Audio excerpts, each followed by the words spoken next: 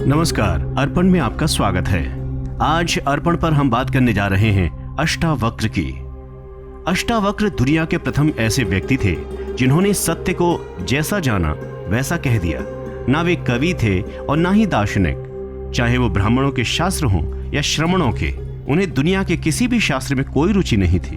उनका मानना था कि सत्य शास्त्रों में नहीं लिखा है। शास्त्रों में तो सिद्धांत और नियम है, सत्य नहीं, ज्ञान नहीं। ज्ञान तो तुम्हारे भीतर है। सत्य का ऐसा शुद्धतम वक्तव्य ना पहले कभी हुआ ना फिर बाद में कभी हो सका। अष्टावक्र पहले ऐसे व्यक्ति थे जिनकी श्रेणी में सुकरात, मंसूर और जय कृष्णमूर्ति को रखा जा सकता है। धर्म के मर्म और सत्य को अपने तरीके से जाना है। ये किसी परंपरा के कभी हिस्से नहीं रहे। यही कारण रहा है कि दुनिया में इनकी चर्चा कम ही हुई है। अष्टावक्र की माता का नाम सुजाता था। उनके पिता कहोड़ वेद पाठी और प्रकांड पंडित थे तथा उद्दालक ऋषि के शिष्य और दामाद थे।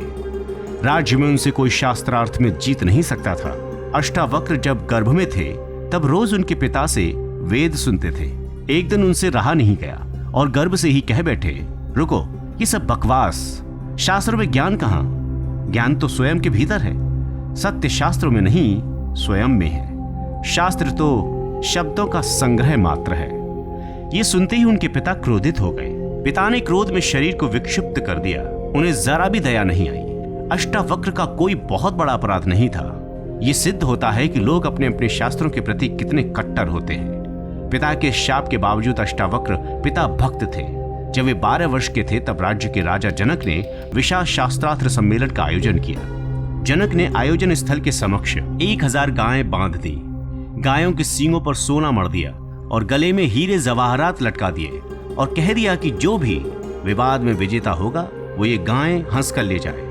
संध्या होते होते खबर आई कि अष्टावक्र के पिता हार रहे हैं। सबसे तो जीत चुके थे, लेकिन वंदनी यानी कि बंदी नामक एक पंडित से हारने की स्थिति में पहुंच गए थे। ये खबर सुनकर अष्टावक्र खेल क्रीड़ा छोड़कर राजमहल पहुंच गए। अष्टावक्र भरी सभा में जाकर खड़े हो गए।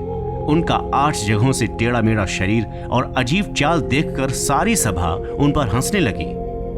अष्टावक्र ये नजारा देखकर सभाजनों से भी ज्यादा जोर से खिलखिलाकर हंसने लगे। जनक ने पूछा, सब हंसते हैं ये तो मैं समझता हूं, लेकिन बेटे तेरे हंसने का कारण क्या है, जरा बता। अष्टावक्र ने कहा, मैं इसलिए हंस रहा हूं कि इन अज्ञानियों की सभा में सत्य का निर्णय हो रहा है। आश्चर्य है, ये अज्ञानी यहां क्या कर रहे हैं?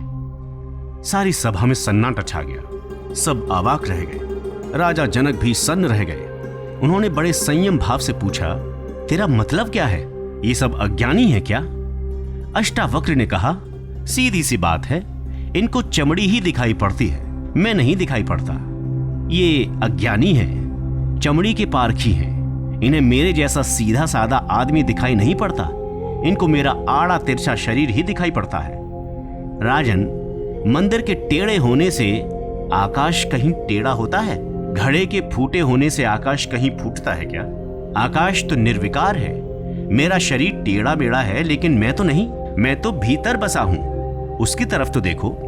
मेरे शरीर को देखकर जो हंसते हैं ये सब अज्ञानी नहीं तो क्या है?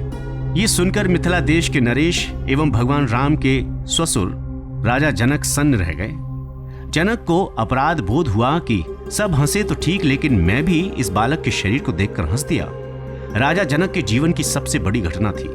देश का सबसे बड़ा तामझाम, सबसे सुंदर गायें, सबसे महंगे हीरे जवाहरात, सबसे विद्वान पंडित और सारे संसार में इस कार्यक्रम का समाचार, और सिर्फ एक ही झटके में सब कुछ खत्म। जनक को बहुत पश्चाताप हुआ। सभा भंग हो गई। रात भर राजा जनक सो न सके। दूसरे दिन सम्राट जब घूमने निकले तो उन्हें वही बालक अष्टावक्र खेलते हुए नजर आया। वे अपने घोड़े से उतरे और उस बालक के चरणों में गिर पड़े। कहा, आपने मेरी नींद तोड़ दी। आप में जरूर कुछ बात है। आत्मज्ञान की चर्चा करने वाले शरीर पर हंसते हैं तो वे कैसे ज्ञानी हो सकते हैं? प्रभु, आप मुझे ज्ञान दो। और उसके बाद तो अष्टावक्र को सभी जानने लगे। अर्पण में आज के लिए बस इतना ही। आपको ये कहानी कैसी लगी जरूर बताएं कमेंट सेक्शन में। नमस्कार।